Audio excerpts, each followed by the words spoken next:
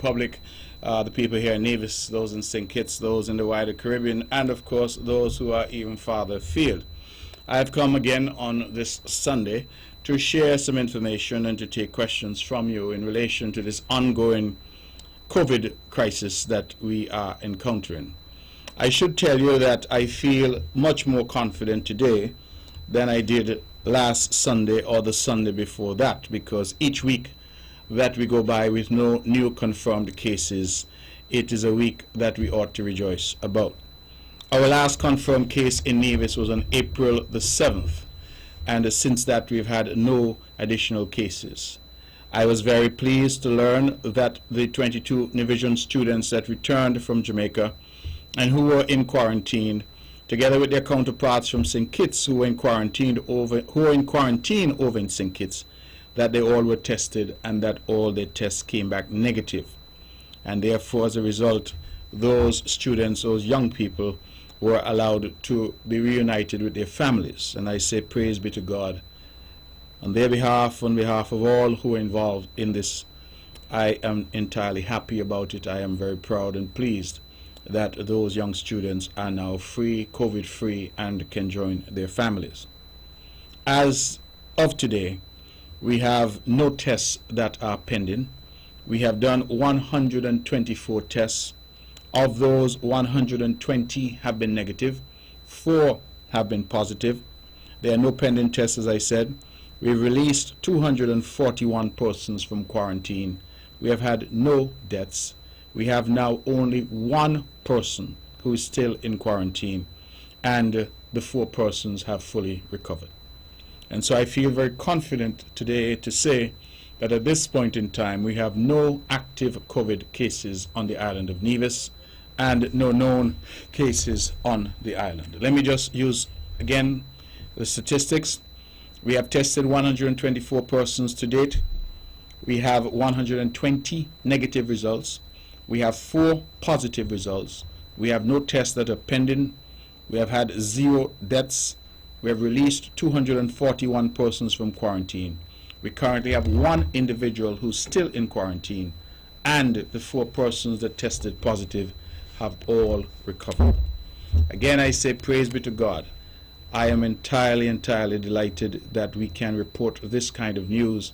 And we're only able to report this kind of news because of the hard work of our technocrats, because we've had stellar leadership from Dr. Judy Nisbet and her COVID-19 task force on Nevis. They have really been the ones charged, together with the members of the EOC and the frontline staff, medical, security and otherwise, that has really helped us and ushered us through this very, very dark and difficult period of this health emergency. We are hopeful now that the light at the end of the tunnel is getting a bit brighter. We still must be cautious, but we are optimistic that because of all the efforts that have been made and the hard and difficult decisions that have been made, that we're moving now in the right direction. I would just like to say that as we continue to stay prepared, we have started our distribution of masks, face masks, and hand sanitizer. You will recall that I have said that we were able to procure some 10,000 masks and some about 5,000 or 6,000 units of hand sanitizer, and that those all came from the contribution of individuals here with some input from the NIA. The majority of the monies utilized were from individuals here who were interested and committed to the island. And so I'm pleased that yesterday the task force started its distribution in the parish of St. Paul's and would have continued that distribution today. We will continue to distribute throughout the island as we receive shipments of the masks. I say that because we have had great difficulty getting the masks shipped in for a variety of reasons. And instead of them all coming together, we have received them in small batches. We now, I'm told, have just over 3,000 in hand, and we will distribute those in the parish of St. Paul's as we then look about getting the others in. We are hopeful next week so that we can distribute in the additional parishes as well. And so if you are not in St. Paul's, don't despair. We will get to you. and we ask for your continued patience. The masks, as I've explained, are good quality. They are reusable. They come in different colors. And the masks each come in a packet with 2 filters. The filters are a small grayish looking, let me just steer this since I'm being seen on video as well. It's a small grayish patch like this. And what we do is that we take the filter out of the plastic, obviously, and we insert it on the inside of the mask. So we insert the filter, there's an opening, and you insert the filter on the inside of the mask, and then you wear. Now I'm advised that the filter can last a week or more, depending on the level of usage. We have put 2 filters with each mask so that once that filter is used up, it should turn black. You would then take it out and discard it, and then you change it and put in the second filter in the same way, and then you can use it again. We are also in the process of ordering some additional filters so that as this goes on, and as we expect that wearing a mask will become commonplace going forward, that we will try to provide additional filters. The masks are, as I said, good quality. They are reusable and they are washable. And so the idea is to get you something that is semi-permanent. Now we have decided that the mask will not be distributed to children, but rather to those in high school and over. And that decision was taken for a variety of reasons, but most importantly, that for younger children it is said that wearing the mask can be a bit problematic. And so from each household and throughout the length and breadth of the island, we will be distributing these masks, and we should have our technical people coming through our teams of volunteers. Incidentally, let me take a moment to thank them for volunteering and for being ready and always at the ready to give of themselves to the betterment of the island of Nevis. And so St. Paul's, if there are those out there who might be listening and you have had your masks, please call in and let us know. I hope you're satisfied. I myself have tried on one and I think that they're good quality. And we hope, as I say, to extend this program as we receive the additional masks to every parish on the island. That will be a matter for Dr. Nisbet and her team. They're the ones who are coordinating this. And so what we've tried to do, as with everything else that we're doing, to ensure that there's no hint of any politics, even though we're in a political season, we have sought to have the experts and the technical people deal with these things. This is a time, as I've continued to say, for our leadership to be paramount and for our people to have confidence in the leadership in the island at this point in time in relation to COVID and this terrible, terrible pandemic that we have all, the globe, had to endure. And so we certainly look forward to the distribution of those masks. And as I said, if there are those out there who have received, those who are yet to receive, you can call when the phones are opened.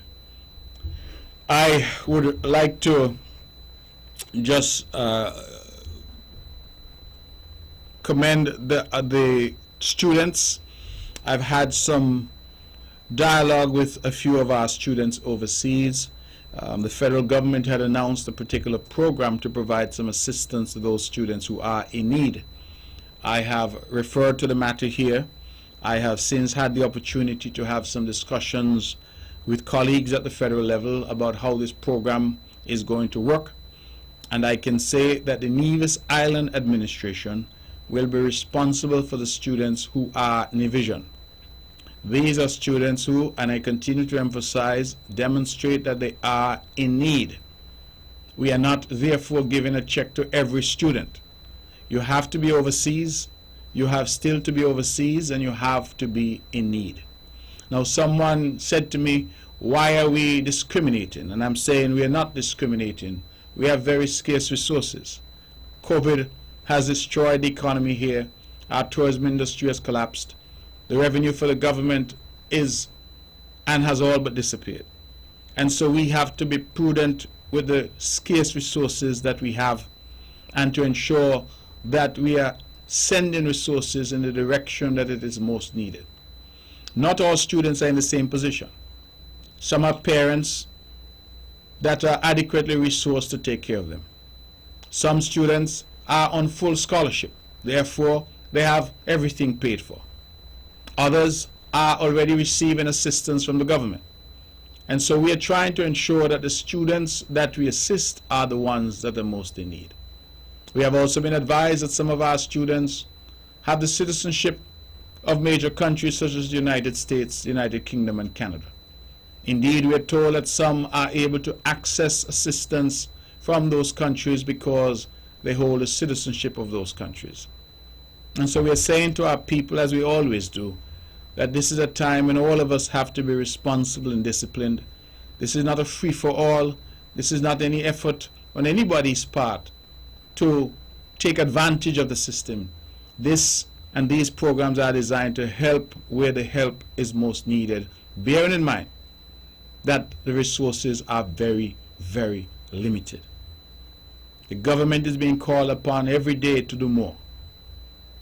And the real situation is that while we are being called upon to do more, we have less to work with because we don't have the revenue to which we have been accustomed.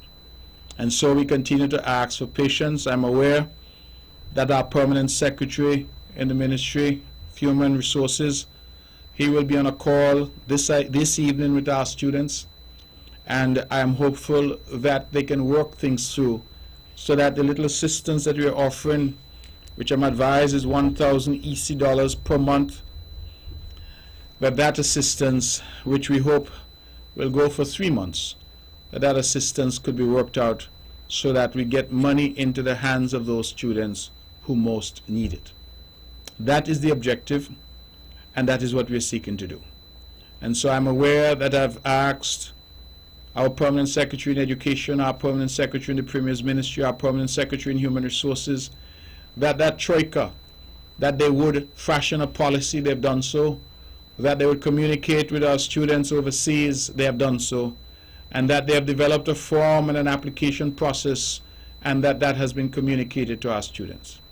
I ask our students to understand what we are seeking to do is to help those of you who are most vulnerable. If you know that you're all right and that you're well taken care of, please don't clog up the system, but allow others who are in a less fortunate position to get the benefit. And that is what we're seeking to do. And as I said, I'm hopeful that with the conversation that will ensue this afternoon, that our PS in Human Resources can bring some greater clarity and comfort to our students overseas. I said to our students who might be listening that we shall not abandon you. We shall be here for you, and we shall do everything in our power to make sure that you are comfortable. And so we have designed this system, and the Nevis Island administration will do the best it can to ensure that our students get some relief in as much as we have all been impacted by this COVID. Now, a few other issues. When I open the lines, we'll have a conversation, no doubt, from the public as to what we ought to do going forward in terms of the continued lockdown. We've heard, for example, from some of the churches of difficulties that they've had. We are a Christian society, and so a question has arisen as to what we do because the churches at this point continue to remain closed. I, for my part, am very clear that God has seen us through this, and places of worship ought, wherever possible, to be accommodated as much as possible, given the constraints that our health officials have placed on us. I've been very clear about that because I believe that now more than ever we need prayer. And yes, it is true that we can pray in our homes and in our cars and in our places of business, but we also need to pray in our houses of prayer, in our churches. I would also say this, and that is that let us not run away or shy away from it. The church now, and many of our pastors, that is their livelihood. It is their calling, yes, but it's also their livelihood.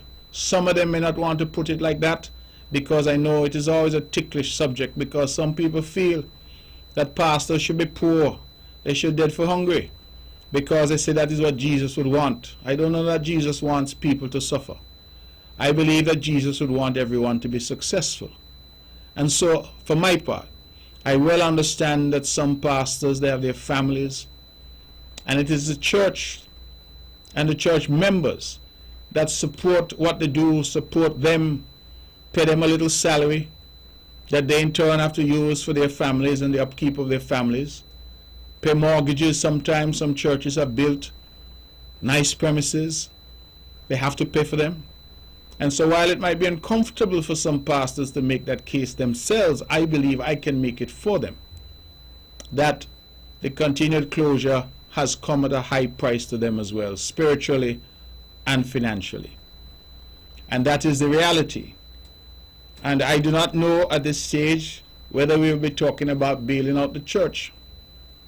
But let us face it that the church has to pay NEVLEC, they have to pay water department, they have to pay their bills, and the reality remains that once they're closed, there is hardly, if any revenue. And so let us, brothers and sisters, ladies and gentlemen, as we look at these matters, let us be sympathetic to everyone. Let us take into account everyone's circumstances. And let us stop this idea that somebody is only godly, somebody is only saintly, somebody is only a true reverend of the Lord and a true servant of God, if that person is walking around in sackcloth and ashes. Let us get to a point in time where we recognize that there's nothing wrong with people being successful or having something in life. That all of us should strive for that. And that the man of the cloth, the man who is bringing God's word, also has to eat, and he also has a family. And if this is his vocation, this is his calling, and this is what he does, then we have to think about him and think about his family as well. And so I say that candidly because, as I said, I know it's an argument that most will not be able to make for themselves. I have the same problem, you know. Many people look at me and they say all kinds of things about me. Oh, he got money, he this, he that, he the other. As if being successful ought to be a sin. Being successful ought to be something that we cry down. And I tell you the honest truth, I grew up in abject poverty. I've said it many times, a little wooden house on a couple stones, 4 stones there in Hanley's Road, in a place called Scarborough. I don't wish poverty on a soul. All who talking, ask them why it is they're aspiring to certain things. They want this job. Some of them want to get into office, political office. But every chance they get, they cuss and say, Mark Brantley got money, Mark Brantley is rich. But they're trying their best to find a way to get themselves into a position where they can do better. I'm saying that we need, as a community, to recognize that there is nothing wrong with people being successful. It is not a crime, it is not a sin, it is not something that anybody should be ashamed of. That all of us on this island, the vast majority of us, have come from poverty. And that we can today enjoy certain things, eat a good meal, drive a nice car and live in a nice home. It is testimony to the grace of God that has been with us. Because many of us never thought that we would get to where we are when we look back from whence we came. But let us not criticize each other for being successful, particularly where people have worked hard, have tried their best. Some have invested, some have taken chances, some have done things that others may not have done in terms of taking risk. Let us stop this attitude of criticizing success and saying to people that somehow you must be poor and destitute, you must walk around in rags and begging in order for you to be a humble person or a genuine person or a person who has other people's best interests at heart. Nothing goes so. And when people come with that kind of message, I say to you to examine the horns. You'd find sometimes that these are false prophets, come to fool who they can fool, while they themselves have base desires of reaching to the pinnacle that they say they despise, but that is what they're aspiring to secretly. And so, for our preachers out there, for our men and women of the cloth, I am with you in this, and I can say this where you perhaps cannot. And you need to make a living. You need to pay the bills for the church. You need to pay the mortgage. And as a result, you have been impacted, as I say, spiritually and financially. Because I know it must be burdensome not being able to go to the house of God to pray and to worship and to give praise. And so for those who have called me, I'm assured that the necessary representations are being made, and I am hopeful that some relief will be on its way. Bearing in mind that we are still concerned about COVID, and therefore we will have to maintain the necessary precautions of social distancing, washing of hands with soap and water, using hand sanitizer, wearing masks in public when we're interacting with others, and the like. And so we are hopeful that when the phones open, perhaps if there are members of the clergy out there, or church members generally who may wish to call and give a view, that they can be invited to do so. Lastly, I have indicated to Mr. Weber Herbert, the manager of the station, that this show came about as a consequence of the stated need to come and to present clear, accurate information to the public. We have been doing this now for the past several weeks, and we have done it from 4 p.m. until 5:30 p.m., an hour and a half, where we take your questions and we seek to update and to clarify. We recognize now, however, with the statistics being as they are, that perhaps there may be no need for us to continue this particular show. I hope I'm not being premature when I say that, but I did suggest to Mr. Herbert that this might be the last show, because there may be no need for us to continue with it after this Sunday. I cannot say that definitively.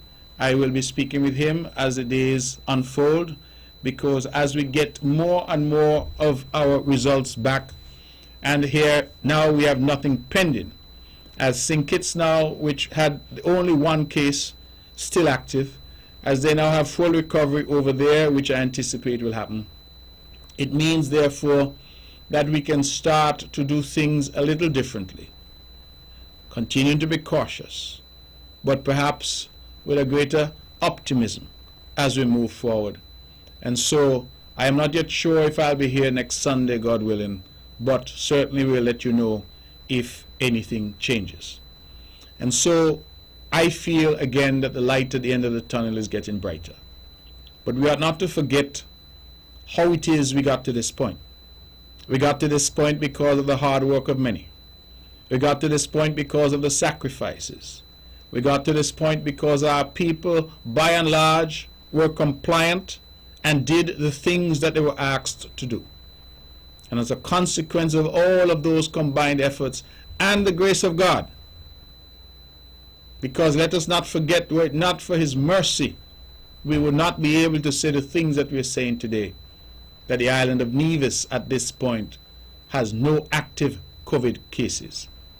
That, I think, is a matter for celebration, and a matter that we all should fall on our knees and give God thanks for. Now, this show is designed for that specific purpose, to share information in relation to COVID. But it would be remiss of me if I did not say that the Concerned Citizens Movement, the party that I'm privileged at this point in our history to lead, launched its political campaign last night.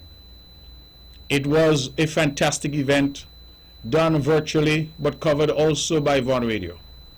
Virtually in the sense that, again, because of social distancing, we could not have our usual crowd at a rally. We find ourselves in a political season in the most unusual of circumstances.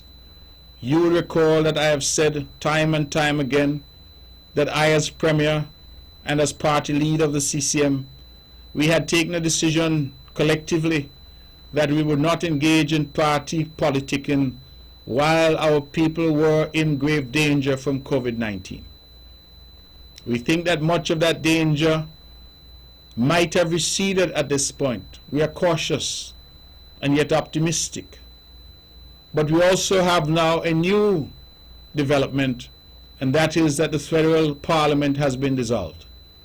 The Prime Minister has therefore signaled by that dissolution that an election will have to happen within 90 days. And so we felt that it was time for the Big Blue machine to come out of the garage. That having waited and been patient, and having exercised the necessary leadership that we thought the island required at that point in time, that it was now time for us to make the case in the political realm as to why the people of Nevis ought to give the Concerned Citizens Movement the continued opportunity to serve them in the federal government, and not only to serve them, but to increase their mandate and strengthen their hand at the federal level. This is not the forum for political discussion, but I wanted to make that clear because there's clearly been a shifting of gears by me and by my party, and I wanted to use this forum to explain why we have now shifted gears, because whether we want it or not, the Constitution mandates and we must have an election, and that election is upon us because we now are into 90 days and must therefore have it by August. What date the Prime Minister will set, well, that's a matter for the Prime Minister. But we must get ourselves in a state of readiness. And the other side in Nevis never stopped campaigning. Even as we were asking for them to come on board with this effort to fight COVID, they were more interested in the politics, and that is a matter for them. We have nevertheless done what we must.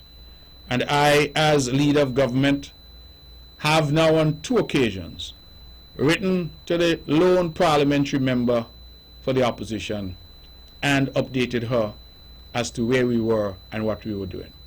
And I continue to invite her to share her ideas as to how we can move forward. I believe that we have done all that we can. I believe that we will continue to do all that we can. This innovative program, for example, of handing out masks and hand sanitizers in our community, ensuring that every household gets them, is not being duplicated anywhere else. Nevis is a first that we're seeing that. Innovation, taking care of people, ensuring that our people matter most, and that is not just a slogan around political season. It is how we live and how we function and how we make decisions, putting our people first. And so we'll continue in that vein and continue to work hard to keep our people safe. Now I'll open the phones now. We have roughly an hour to take calls. 869-469-1616 and 869-469-1700. Those are the numbers to call if you would like to be a part of the show, if you have questions, if you have comments, if there's something that is burdening you related to COVID that you would want to have a word with us. Let me therefore open the lines and say good afternoon. Good afternoon. Good afternoon, my dear. You are doing a wonderful job. Don't care what nobody says. Thank you so much. I want to know who's going on with Eric Evelyn. I don't know. But you got your mask? Yeah. Okay, good, wonderful. I don't know who's going to run up there. That's a matter for the NRP to decide, okay? Okay. All right, thank you very much. Interesting question. As I said, this is maybe not the forum, but I could tell you it is rather interesting question of who's running and who's running where. Let's go back to the phones. Good afternoon. Good afternoon, my Premier. Good afternoon to you. How are you? I am well. Good to hear you. Okay. I called because I'm a church goer, right? Yes. And from the lockdown, I realized every church, right, supposed to have an envelope that you put your tithes in. Mm-hmm. And if you are not going to church and you have the envelopes on them, put money in them every Sunday come and you lock down, put your money. Yeah, but and make sure that they have somebody to pick up the money. Because our church locked down and me got to set an envelope here with money we send in and me don't get where me supposed to send them. You understand me? And if everybody honest with the churches and them, what they should do is put the tithes, the Bible call it tithes. Put your tithes in your envelope and send them to your minister or send them to whoever can collect them. And then they put them in the bank for the different churches, you know. And then the minister, he have a time when the minister will get you on, because Easter belongs to the minister and Easter don't gone. Okay. You understand? Okay. So if people honest with themselves and honest with their churches and honest with their tithes, they would put in the money in the envelope, because you get your money, you get your envelope the first Sunday in every month of the new year. Okay. You understand? All right. Well, I put it in mind. Okay. Well, I hear you loud and clear, and that Thank might be you. one solution. Thank you very much. I think, however, that not all churches operate in the same way, and so we also have to bear that in mind. I'm not sure that they all function with the same protocols, but the bottom line is that the churches certainly, as a place of worship, are saying that something has to be worked out, and I know that there has been ongoing consultation with them, and they have my support in that regard. And so that really is where we are in relation to our churches. Now, let me speak a moment to Social Security. We recognize that some people, even up to recently, have been saying that they have not yet received a benefit from Social Security. I have been in constant contact. I think he probably a little tired of me now, Mr. Vonel Powell, but he has done a fantastic job, and I want to congratulate him and his entire staff here in Nevis. They have really, really been working around the clock. He has explained to me that there are and have been some difficulties. That some people, for example, have given wrong bank accounts because they have transposed numbers. They are not sure what the bank account number is. And so payments sent to some of the banks have in fact been returned to Social Security. He indicated that some of the information was incorrect, and therefore that too has delayed some payments. He indicated further that Social Security has now had to resort to writing checks to some people, and that the direct deposit that had been anticipated has not worked for everyone. Notwithstanding, they continue to process, and the last numbers he gave me, some 1,501 persons on the island of Nevis had already benefited. Now I asked him the question, we are now in May, and as we understood it, the first payment should have been the 20th of April, and then the 20th of May and the 20th of June. It should have been up to $1,000 for each of those months, April, May, and June, 3 months in the first instance. And so naturally people say, well, if they didn't get to me in April, what happened to my April money, because I'm now in May? And I've been assured that you will get 2 checks. So do not despair. It might have taken longer than many of us would have liked, but they have been inundated with applications and they are trying their very best. 1,501 persons have already benefited, and others are being benefited, and Social Security is demonstrating yet again its relevance to ensuring that we have the type of safety net that we need. Now more than ever, all of us must recognize why we must pay Social Security and why we must ensure that Social Security is strong, because it has demonstrated in this period of COVID-19 that it is an institution that is there for everyone.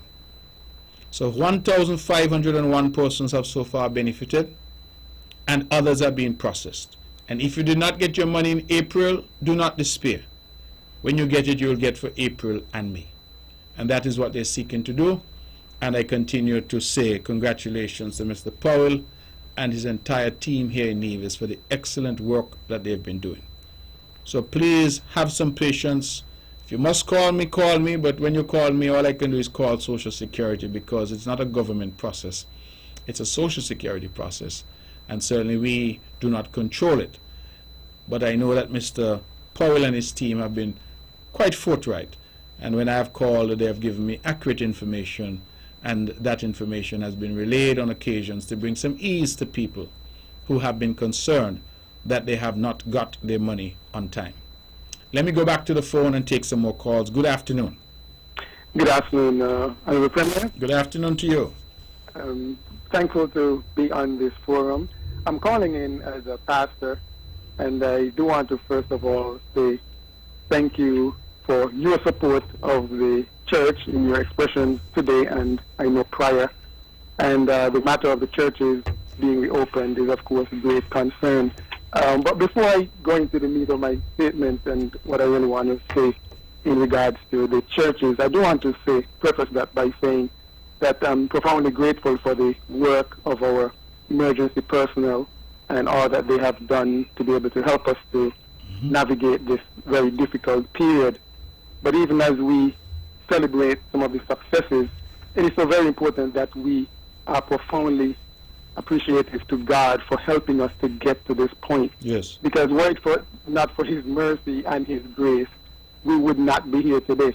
Even as we look at the cases that have recovered, it should be noted by all of us that there has not yet been any vaccine, yet these individuals have recovered. Yes. And so it is of great concern to me as a pastor, and I could say to my congregation, and I have spoken to a number of other pastors, and I'm sure congregants and people who attend churches, that this matter of the churches being reopened is lagging behind in a sense, with a sense of, not a sense of urgency as it pertains to other things. And I'm saying that because earlier this week I attended a meeting with pastors with the task force, the COVID-19 task force, and there were suggestions made to be able to shoot for a particular date. And for those who are the powers that be, it was clearly stated that there is no date. Now, I'm not saying that the date can categorically be set and it be set in stone, but we need to shoot for some. Hello? Hello? Pastor, you there? I'm sorry, we have lost you. Please call back in, because it looks like you're just about to get into the meat of what you were saying. 469-1616, 469-1700. We'd certainly appreciate your call. If you can come back in and let us know what your thoughts are. And if there are other pastors out there who would also like to share their thoughts on the matter. Just to say that I know that it is not an issue of the churches being put on the back burner. I want to make that clear. But let me go back to the phone. Good afternoon. I got disconnected. Yes, okay, you're on again. Yes. Yeah, I was saying that it's hard for church-going people to not feel like they're being put on the back burner when you look at regulations that are being relaxed, of course, as we seek to get back to a sense of normalcy.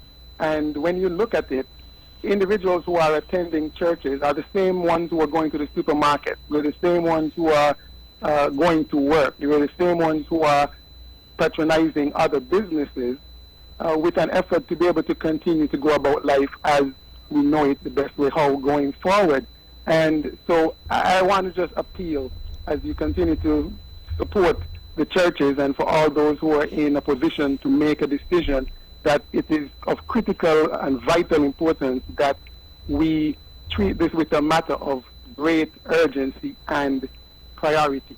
And it's not just a matter of the financial impact. Of course, we're aware that every institution is being affected as it relates to that, but people are suffering spiritually. We are using Zoom and we're using the online forums, but the individuals who cannot utilize these media. And so we are really hurting as people of faith, and really hoping that something urgently will be done to be able to make this a reality. And I believe firmly that where there is a will, there certainly is a way. And I'm hoping that this matter can be really addressed with urgency and priority. Okay. Well, thank you very much for that. What I will say is that you use the language of back burner, that the churches and perhaps members feel that way. I having been part of some of the discussions, can say that that is not the case. The churches present a particular problem in the context of COVID-19 because, of course, churches are by their nature where people congregate, just like schools are by nature where people congregate. And that is the reason why I think that churches have, just like schools, they've been asked to be closed. The question, I think now, as we get better results, and as the COVID cases we've had now in Nevis, certainly none since the 7th of April, whether there could be room now for some relaxation. And that, I think, is where the discussion now is.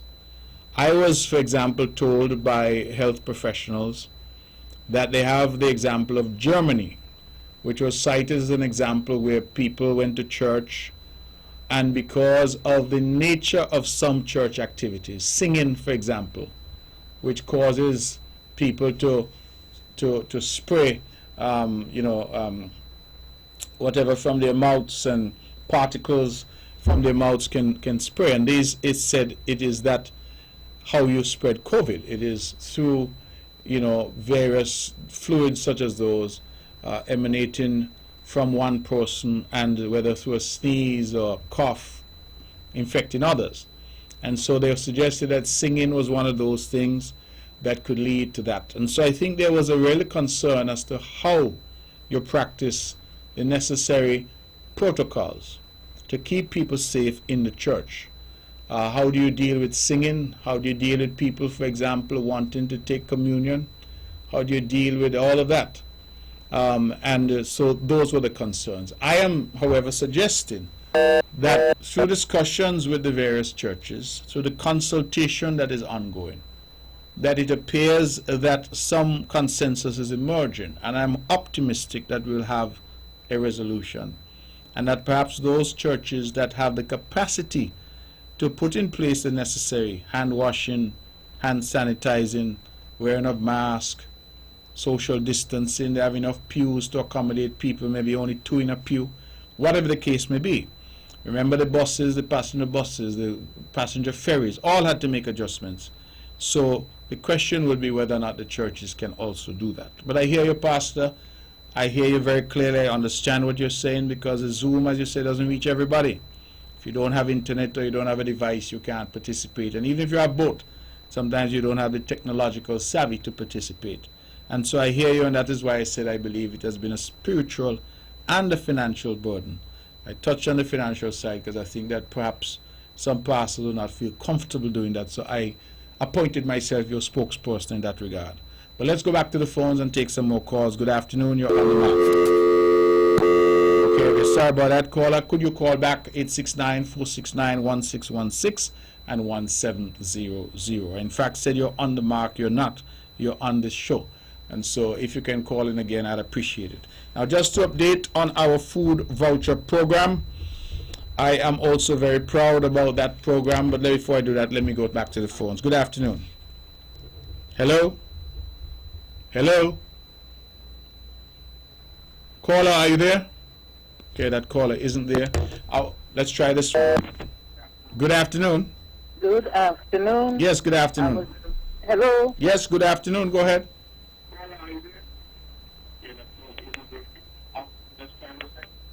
Hello? Hello? Caller? Okay. Caller, are you there? Hello? Okay, that caller doesn't seem to want to talk to me. Callers, when you call in, please, I'm asking that you listen to your telephone. If you try to listen on the computer, there's a bit of a delay, and it causes some confusion. Listen to the phone. Good afternoon. Hello? Hello, good afternoon. Okay.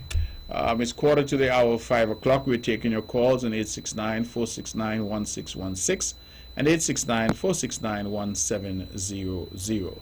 Again, callers, we're asking for your patience when you call, but when you call, please try and listen to your phone, not to the computer or to the radio. Let's try again. Good afternoon. Hello, good afternoon, Mr. Yes, Brante. you're on the air. Go ahead. It's good to be on the air. I want to greet you well this good Sunday. Thank you. And congratulate you on the efforts that you and your government, or I should say governments, have been putting forward in the fight against COVID. Thank you. I would like to support the sentiments of Pastor Wayne, I think it was just called. And I understand fully well that you say that, you know, from your perspective, the church has not been on the back burner. But I could say as a church goer that it can feel that way. I'm not saying that it has been, what I'm saying, that it would feel that way at times.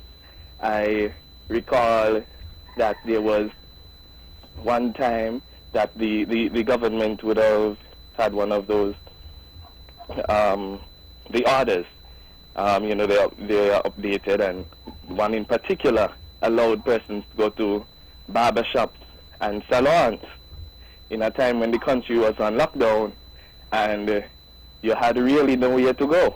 Everybody was to shelter in place, but you had to make sure here was good.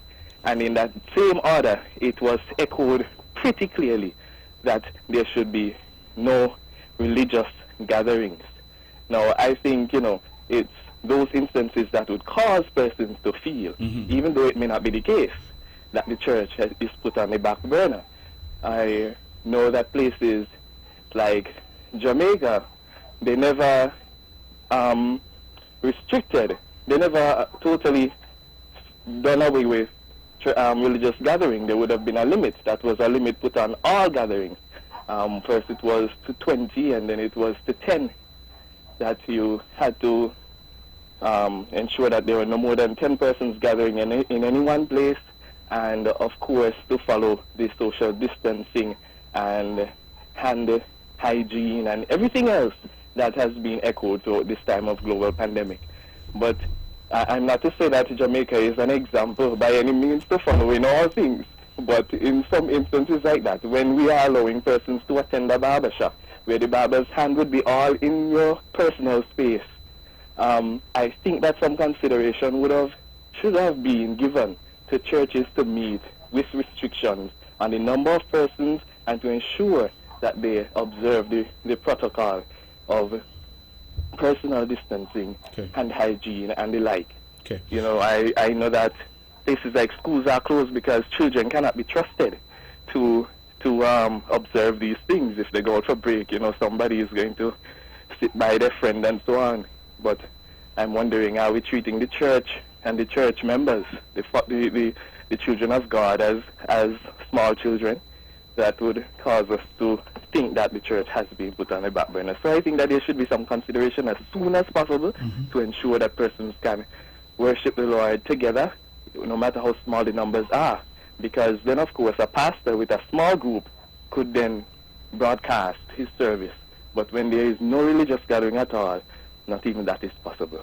So thank you very much, sir, and I pray that you would work speedily to correct this grievance. All right. Well, thank you very much. I hear the grievance. Believe me, as I said, I've fielded a few calls. I have spoken to a few pastors, and so I understand. I understand entirely. I go back, however, to say, just to correct that there be no misapprehension about what I'm saying. There's no effort to put churches on the back burner, nor is there any effort to treat church members as children. It is just that schools and churches presented a particular difficulty because they are by their nature places where people gather, and that is why that was put in that way, and that those two institutions continue to remain closed. I, however, feel that through the dialogue that has been happening, that some relief ought to be forthcoming, and so let us continue to work in that direction. Let's go back to the phone. Good afternoon. Good afternoon, Mr. Mack. How are you doing? I am well, thank you. I'm just calling because I'm calling on behalf of the busman, Mr. Joe. We heard him, and we want to know what's going on with us, actually, and we want to know, well, if we're going to get at least a little something from this coronavirus or anything like that. So I'm just calling on behalf of the busman. I don't think you want anything from the coronavirus. Huh? You say you want a little something from the coronavirus? I'm sure that's not what you mean. No, what you say? I said you wanted a little something from the coronavirus. Yeah. But I'm sure that's not what you mean. Because none of us want anything from corona. So what do you think I'm talking about? We want to know if we're going to get any money from the coronavirus. That's what I'm talking about. All right. Okay, my brother. All right. Thanks for the call. I was trying to inject some levity, but yes, I think I understand if you're asking if there's any relief for bus drivers. We recognize that bus Taxi driver, I'm talking about the taxi driver, I'm talking about the bus drivers then. Yeah, okay. Not the taxi drivers. You know, we have to carry 8 people. All right. Well, the taxi driver is not carrying. It's hurting us. Yeah, but Actually, it's hurting us. Okay. So I'm just calling to if you're gonna get any money or anything like for us to help us. all right. Have you applied for the Social Security relief? Apply for well, me gonna be honest with you, I never applied because me don't pay Social Security, and you ask if you don't pay Social Security, you're not gonna get paid. So why haven't you been paying Social Security? Huh? Why haven't you been paying Social Security? Mark, be honest with you, right? To be honest with you, I don't even know what to tell you right now. Yeah. Okay, so you okay? Right. Well, let's leave that. You haven't applied, and so that avenue that is available to bus drivers has not been available to you. That's what you're saying. Huh? I'm saying you haven't applied because you haven't paid. So that avenue that is available to some bus drivers may not be available to you. So what you're trying to tell me, you're not gonna comply with the bus drivers then? Who's not paying Social Security? No, I'm not telling you that. I'm trying to tell you that the Social Security relief was also available to bus drivers. And in fact, I know So those people who's not paying Social Security is not gonna get anything. That's what you're telling me. well, I'm not telling you that. You're saying that. I'm not saying that. I'm trying to say that the Social Security relief was available to bus drivers. I'm available that some bus drivers have applied. But now you are saying that you were not paying, and as a result, you cannot apply for that relief. So the question now is, what can we do for persons like yourself who have not been paying Social Security and therefore cannot benefit from the relief that is being provided to others? So I don't know that you're speaking for all bus drivers. I want to ask you one question. Just let me ask you one question. You know, Patches had a meeting with the bus drivers, them, right? And he said he had a package for the bus drivers, them, who's not paying Social Security. And up to now, right now, the house has been dissolved, and nobody is coming to us and telling us what they're going to deal with. Well, I'm calling you to ask you a question. Well, I'm aware. I wasn't at your meeting. You say you had a meeting with Patches. I'm not Patches. But what I will tell you is that I'm aware that something has come to the cabinet in St. Kitts about bus drivers. Yeah. I'm aware that a certain decision was taken. What I'm saying, what I'm trying to tell you, election is soon coming. People is hurting right now, and you are coming to us and telling us what you are going to do. Okay, well, if you are going to give us something, or you are going to give us, or you are is not going to give us. Okay. So we need to know what you are doing. Okay, well, That's why I called you. Well, I'm trying to answer you. You said you had a meeting with Patches. Yes? And Yes. that meeting with Patches, you say you have not had any results. I'm telling you that I'm aware that something for the busmen would have come to the cabinet. A certain decision was taken in relation to that. But I'm not the one to communicate that decision to you. That must go through the proper channel. So I would anticipate in this coming week that the busmen who would have met with Patches would get from him the relevant decision that the cabinet would have taken. It is not that we have ignored the buses or the bus drivers, but it's a situation where some of the things that we thought we were doing to help did not help everybody, because like somebody like you who admit you're not paying Social Security, others would have benefited where you would not benefit. So I would anticipate that by this week, sir, you should be hearing something through the relevant authority and through the relevant By this ministry. week. I am anticipating that, yes. So we said by this week we should be getting something. I said by this week you should be hearing back about what decision would have been taken in relation to the bus drivers. That is what I would anticipate, because I was in the cabinet last week and this matter came up for discussion.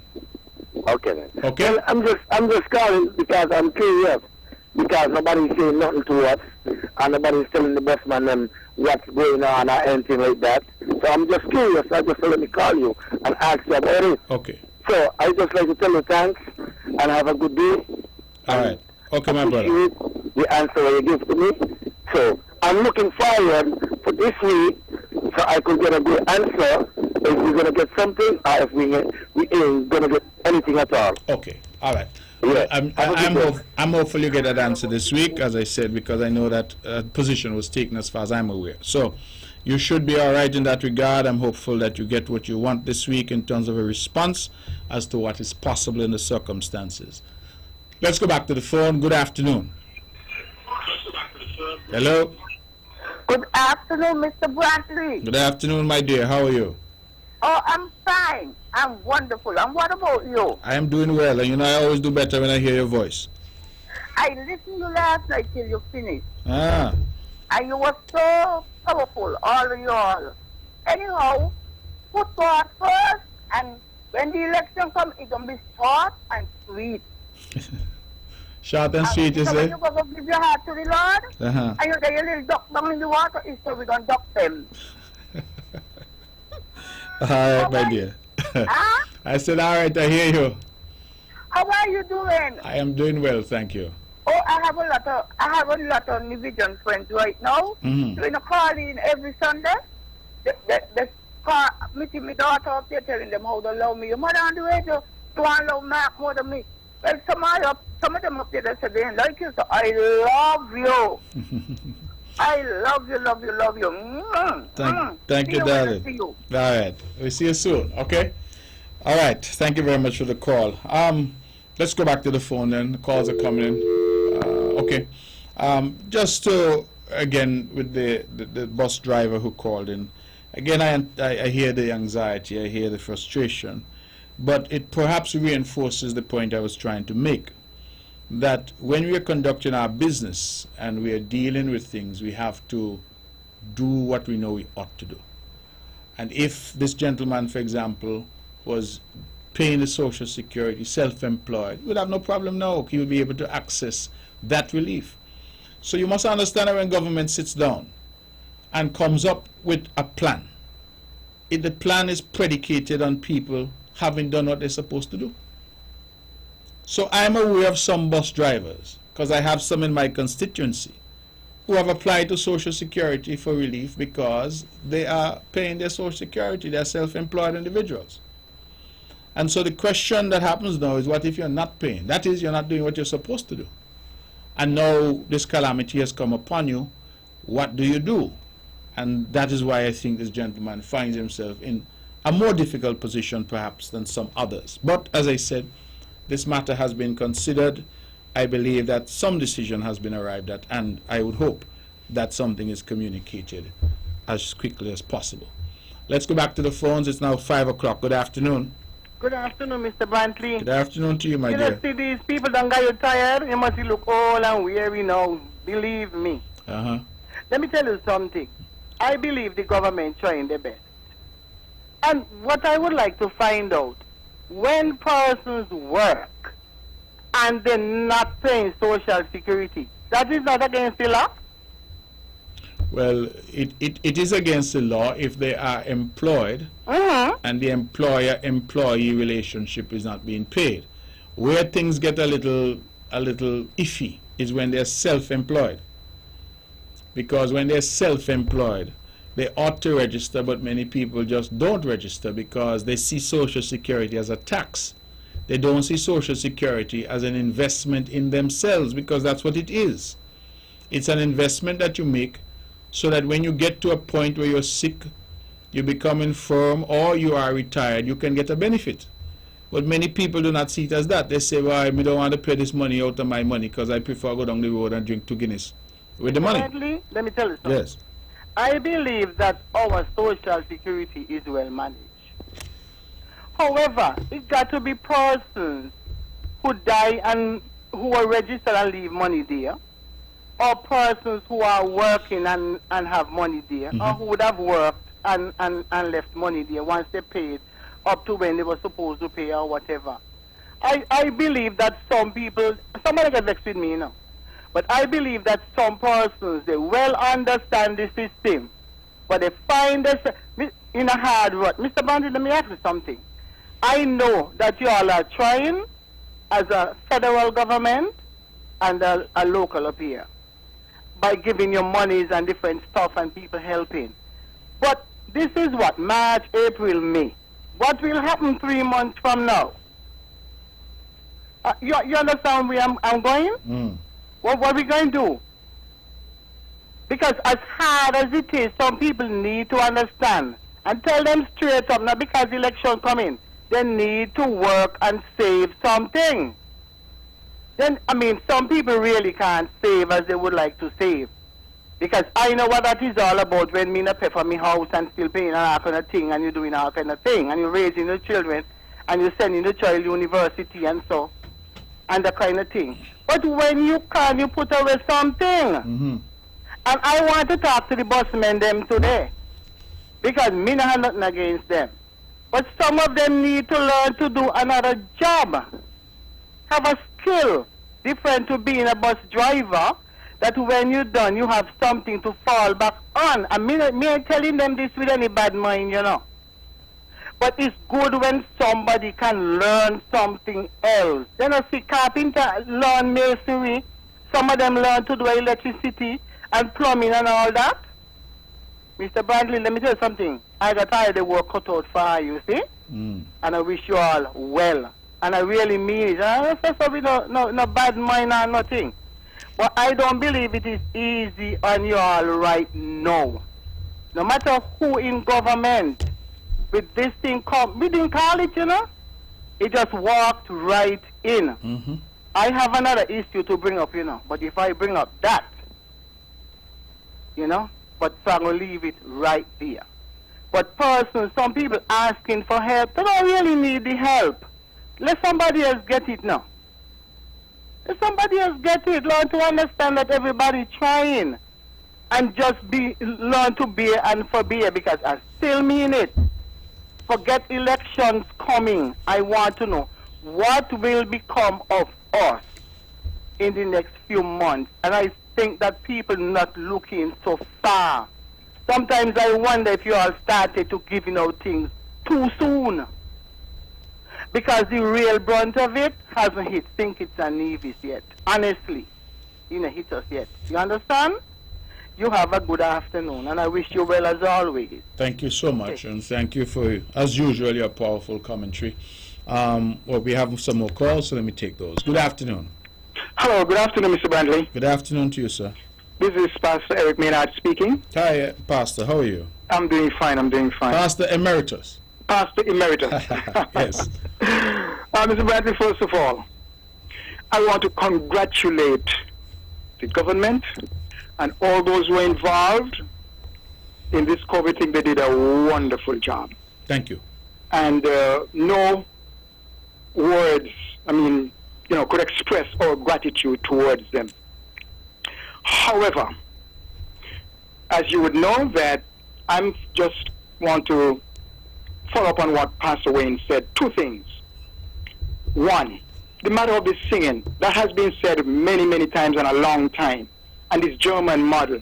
I hate to hear that. What do we have to do with Germany? Listen, Mr. Brantley, if everybody in the church is wearing a mask, and we now sing with recorded music, I hope that they don't put that in the regulations, because it's going to become a problem.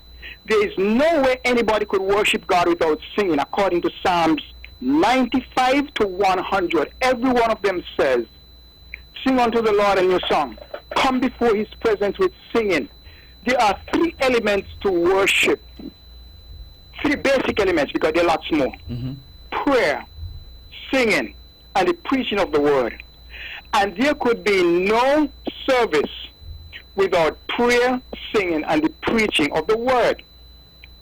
I am hoping that the government does not put that in, because we are not going to stick to it. It can't happen. Who are we going to obey? God or man? This is not good for the government and anybody to be regulating how people conduct their services.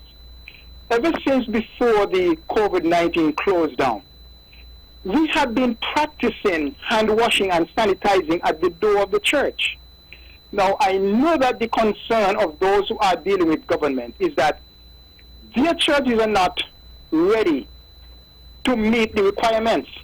If their churches are not ready to meet the requirements, they keep them shut until they can. But let the government pass the regulation, and who cannot abide, stay closed until they can.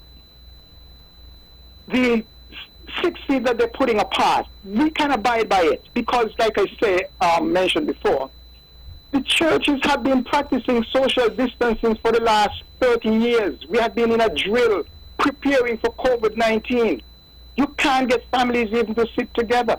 People sit to the back. I use joke to them and tell them, we are going to put some chairs outside for those of you who don't want to come inside, because people don't sit up to the front. All the front pitch, I tell them, this looks like a ball head.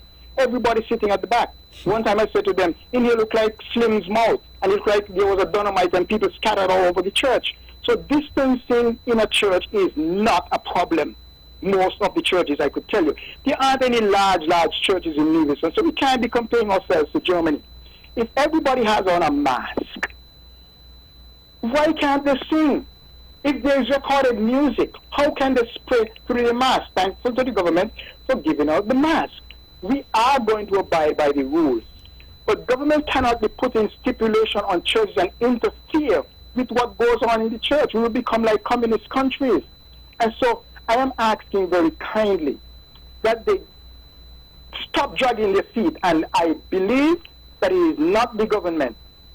I believe it's the religious leaders who have a problem and cannot meet the stipulation are dragging their feet. And when I read this past week, Mr. Brantley, that they said, and I would like to quote to you, and I hope you cite, that there is, I just want to make sure I read it. I have the newspaper here before me. Just give me a minute because I don't want to misquote.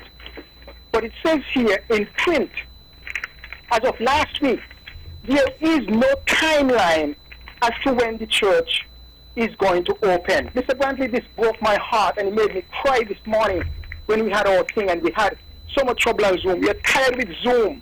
Zoom is having problem because everybody is on it, and we cannot continue with this Zoom. And we want the church to be open by next Sunday. And those who cannot meet the standards, they stay home. Those who are fearful, stay home. But don't keep those of us who want to meet, because there are many people who cannot meet, as Pastor Wayne said, who do not have the wherewithal, and they should not be deprived of the privilege to meet if they want to meet. I am asking very kindly, Mr. Brown, that they open the church for this coming Sunday. We can't take no more of this Zoom. We are tired of it. This morning we lost over 1 hour because Zoom failed, and we had to look at other means. Other people who usually come in could not get in because they could not get the information. This is frustrating, and as I mentioned to you, that 3 o'clock Friday morning, I had an encounter with the Spirit of God, and I'm not making this up. And when I woke up, I had my hands in the air, and the Lord was standing at the foot of my bed. And the Prime Minister was standing on the right hand across by my dressing table. And very real, and said to me, you tell the Prime Minister that he must open the church of the doors of the church immediately. And I'm sorry that I did not get across to the Prime Minister on his program yesterday. I tried many times because God gave me a message to give him. And this is unfair to the church, and we're saying that we are irresponsible people, teaching us like school children. The church, capable people who meet in the community. And we are asking that the church be open this coming Sunday. We can't take any more of this. So, please, Mr. Brantley. Good. Pastor. It's the people of St. Kitts, and I think it's the pastors of St. Kitts because I'm speaking for the pastors of Nevis. The pastors of Nevis are going to have to get together. Because if the people of St. Kitts don't want to meet, we in Nevis want to meet. And again, those who cannot comply with the regulations, stop home. Those who are fearful of corona, stop home. We have no corona in Nevis. And if the barber shop and the beauty salons can be open, Mr. Brantley, the churches must be open.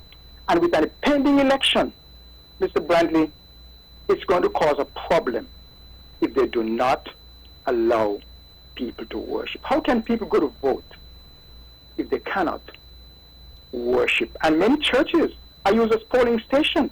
This is going to pose a problem. So I think the matter is urgent, and they're not treating this matter with any urgency, because the newspaper here said that as of this past week of Friday, there is no timeline as to when the church is going to be open. This is for dragging, and it cannot and must not continue. God spoke to me, and I'm not making this thing up, and this message must be translated to the Prime Minister. I know he wants to, but he's guided by the ministers of religion who do not care to open the church. I congratulate you. I congratulate the Prime Minister and all the health workers. They've done a marvelous job. And we are willing to abide by the regulations to keep people safe and not to be careless in spreading this coronavirus. We don't want anybody to get it, and we don't want to. And we'll do all in our power to abide by the regulations, but we are suffering spiritually. Okay. May God bless you. All right. And prosper you. Thank you, Pastor Maynard. Eloquent as always, and may God bless you as well. I hear what you've said. I've heard what the others have said, and I understand the urgency. And I can undertake that your message will get to the Prime Minister. I believe that I have had a word with you. I believe it was last evening, and that I have already communicated with the Prime Minister what you would have relayed. You have gone into a bit more detail today, and so I will undertake to relay that as well.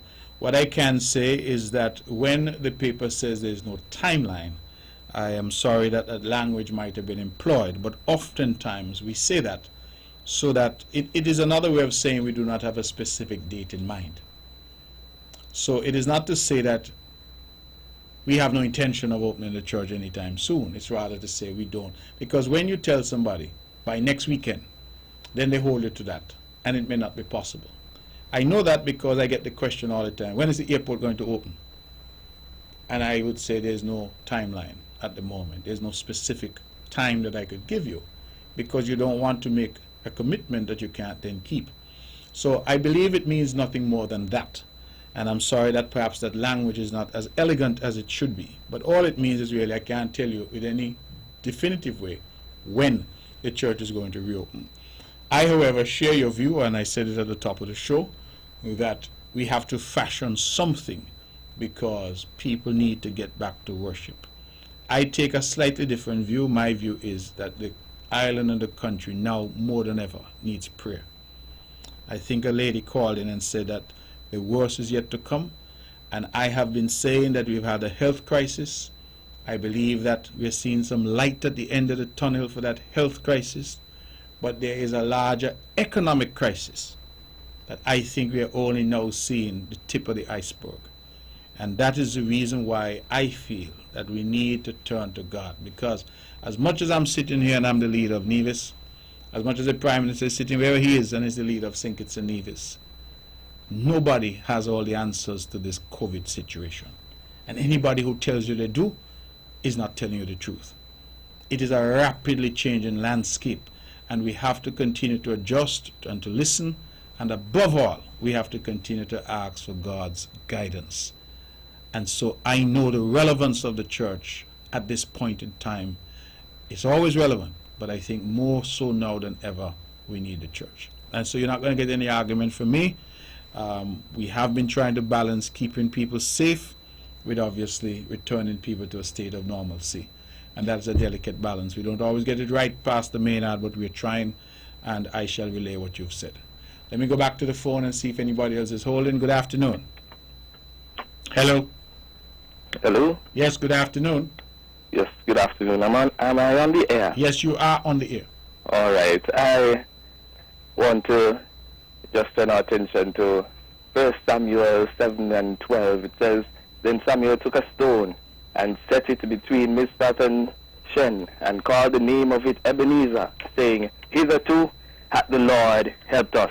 And I want to say that St. Kitts and Nevis, we can be a proud nation today, because with where we are in this global pandemic, having escaped the brunt of the COVID virus, and suffer better, far better than countries with greater resources than we have. We can raise our Ebenezer likewise and say, hitherto hath the Lord helped us. But I want to caution us as a people, as a nation, that we must remember the Lord, not only in bad times, but in good times. He having helped us to this point, we must be able to look and see how we can facilitate our gathering together to worship in the beauty of holiness. And I would like to caution the decision makers, yourself, Mr. Brantley, and your cabinet. We cannot look to places like Germany. Germany is one of the most godless places on earth, just like much of Europe. They were the cradle of Christianity, but now have in many ways turned their backs on God. Is this our point of regression as well, where we keep our churches closed while we open barber shops and salons and allow persons, of course, to gather at supermarkets, all which can be deemed necessary? But attendance in the presence of the Lord is no less necessary, in my opinion. If we forget God, Satan would rule. If we forget God, our nation is doomed. God bless you. Thank you very much. And far from me to argue with people of God, but I believe in the scripture it is said that where two or more gathered, God is there. So that will be another debate for another time as to whether or not you can be gathered elsewhere. But I don't want to detract from my own argument, because I believe that we have to do something to alleviate the situation, because, as I've said, it's resulted in a spiritual and an economic fallout, and we have to be mindful of both, although of course the spiritual fallout is the most relevant and critical thing that we have to think about. Just to advise that our food voucher program will continue. This is a program from the Concerned Citizens Movement. The ministers and members of the executive now have chipped in. The ministers are putting $13,500 each month. We have already done that for the month of May. We are now gathering resources for the month of June, and we'll also do so for the month of July. And that food voucher program, $150 to each family. We were able on the last go around, through the assistance of others, to raise $24,150, and were able to benefit 161 families across the length and breadth of Nevis. We're very proud of that, and I believe we're well on the way now to doing something similar for the next installation. So for those persons who may wish to suggest or nominate persons, you can get in touch with us, you can get in touch with your area representative, you can get in touch with any member, and what we do, we're doing quietly, discreetly. We get a voucher to you and you buy what you want. And so that what you want in the context of food, that may be specific, because the voucher is only for food. You can't buy alcohol or cigarettes or any such with it. It is only for food. Our objective is to guarantee that over the next several months, no one goes hungry and no family in Nevis goes hungry. And so we'll continue to assist. We recognize in particular that there are people here who are non-nationals, and that many of them feel marginalized, particularly in this difficult environment. And we are saying to them that once you are here on this island will do all it can to make you comfortable. We understand the difficulty for everyone, national and non-national alike, but we will try to do our best to make our people comfortable. And those that are here, we will endeavor to help where we can. Now, we helped 161 families in the past month. I can tell you that many more than 161 would have applied. Some were not able to get on this occasion, but they would be on the list for the next occasion. And so we invite people to continue to be patient, because we are trying our very best to assist as best as we can. Again, let me emphasize that these food vouchers are for those who are most vulnerable. They are for those who are most vulnerable. We have had some persons who have called and have said, well, you know, because of this or because of that, I'm not getting as much income as I used to get, and we understand that.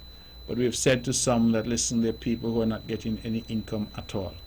There are people who are elderly, people who are sick, people who are infirm, and we have to ensure that no one is left behind, and that where you have a half a cup of water and the other man doesn't have any water, that you may want to give him a few sips out of that half a cup, rather than saying you're accustomed to a full cup and therefore you are being disadvantaged, because we want to ensure that those that are most vulnerable are the ones who receive this assistance. And so we understand, and we crave your understanding and your patience as well, that those are the people that we're trying to assist, and we will continue to do so in the next month.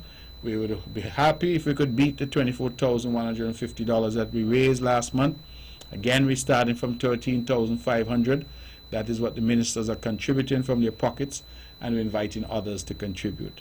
I was very, very pleased that on the last occasion we had pledges from as far away as the United States, and that those have now come in as well. So I am delighted at how this has been going and how people have been inspired to help and to continue helping. And I thank all of those who have helped already, and to say to them, if they can help again, we would be grateful, and that they could encourage others to help also. Someone came in, and I recall they gave me $600, and they said at $150 this is 4 families.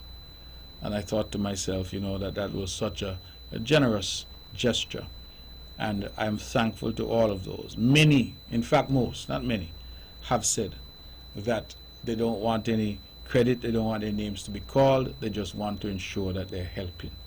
And that to me is the quintessential Nivision spirit. That is why I'm so proud of Nevis.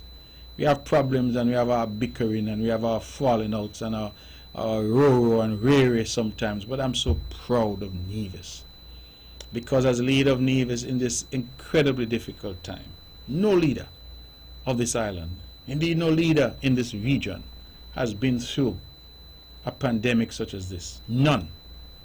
No playbook, no manual. You're basically going at it blind. All you have to do is to depend on the advice, depend on your good judgment, and depend on God. And that is what we have sought to do.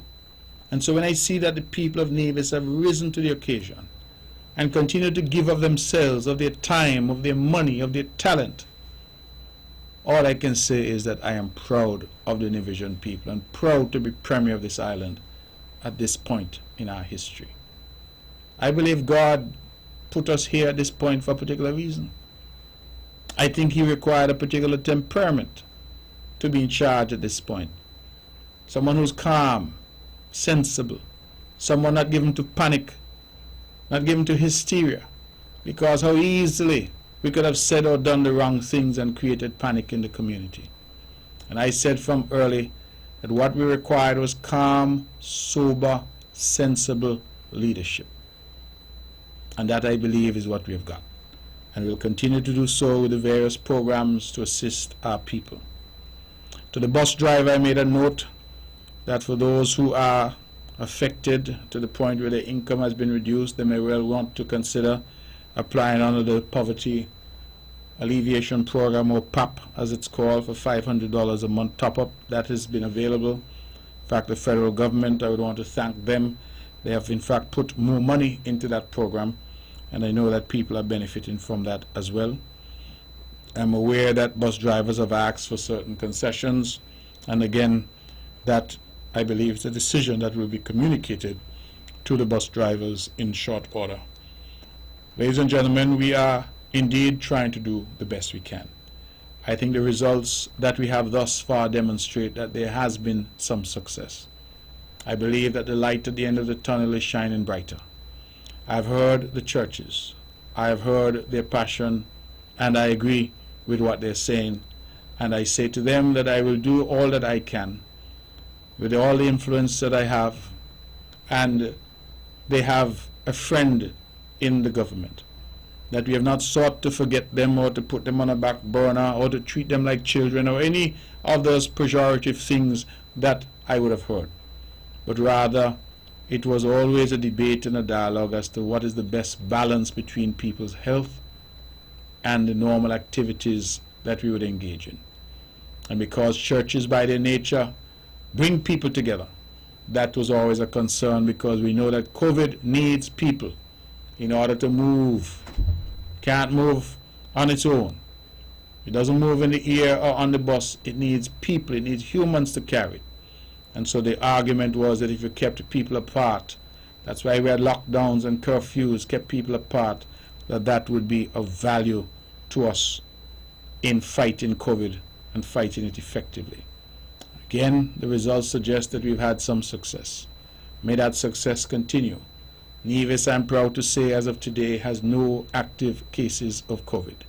All 4 have recovered through the grace of God, and all others have tested negative.